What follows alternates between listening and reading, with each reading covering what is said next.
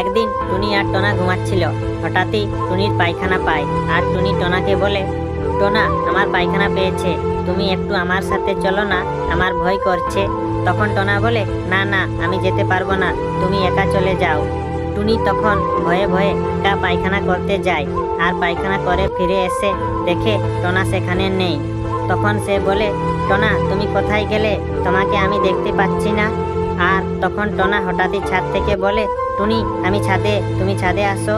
এরপর টুনি ছাদে যায় আর গিয়ে দেখে সত্যি সত্যি টোনা ছাদে রয়েছে আর তাকে দেখে জিজ্ঞাসা করে, কি ব্যাপার টোনা, তুমি এত রাতে ছাদে কি করছো?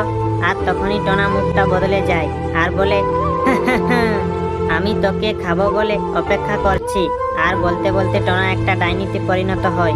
আর এটা দেখে টুনি ভয়ে কান্নাকাটি করতে করতে বলে, প্লিজ ডাইনি, আমাকে ছেড়ে দাও, আমাকে খেও না। আর এরপর কি ঘটে সেটা দেখার জন্য ভিডিওটি লাইক